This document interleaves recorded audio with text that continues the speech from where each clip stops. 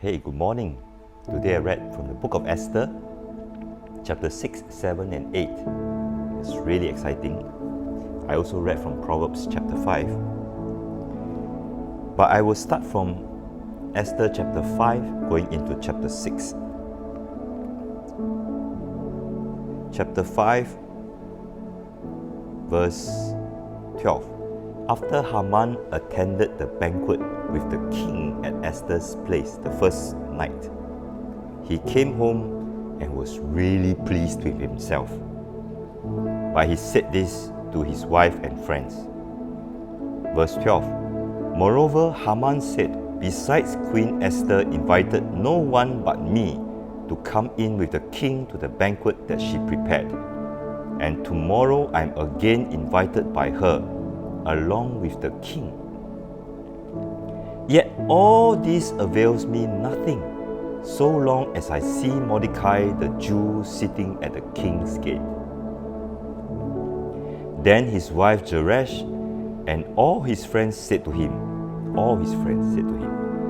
let a gallows be made 50 cubits high, and in the morning suggest to the king that Mordecai be hanged on it. Then go merrily with the king to the banquet.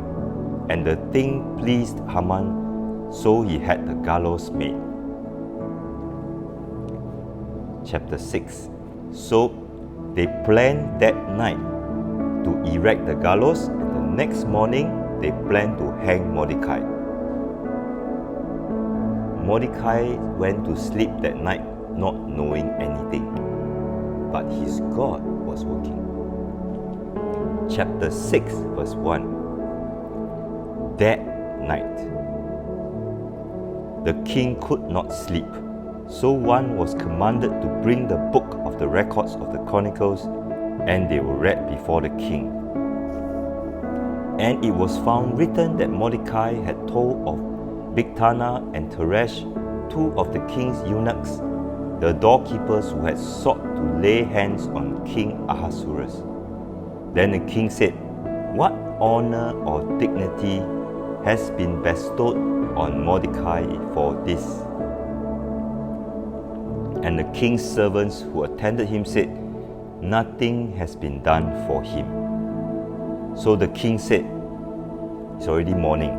So the king said, who is in the court? Now Haman had just entered the outer court of the king's palace to suggest that the king hang Mordecai on the gallows that he had prepared for him.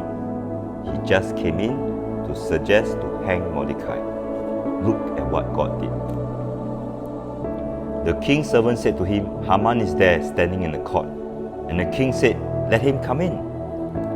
So Haman came in, and the king asked him, what shall be done for the man whom the king delights to honor? Now Haman thought in his heart, whom would the king delight to honor more than me?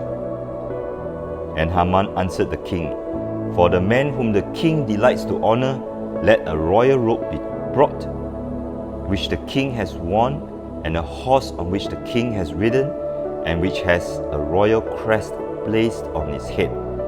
Then let this robe and horse be delivered to the hand of one of the king's most noble princes, that he may array the man whom the king delights to honor.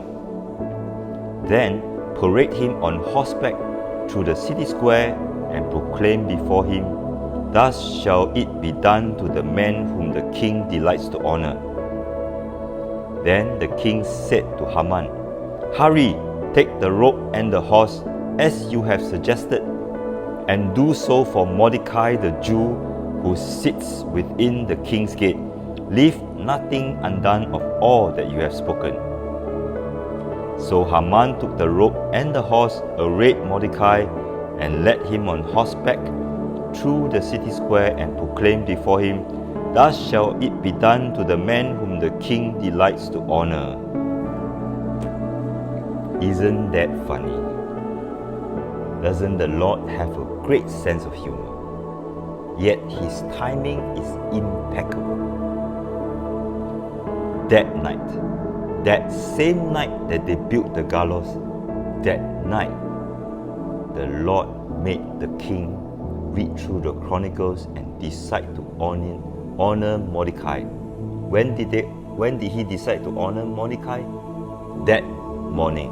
That same morning that Haman wanted to take Mordecai and hang him, he took him and honored him instead. This is how the Lord reverses the curses of the enemy. This is how he works all things for our good. His timing is perfect.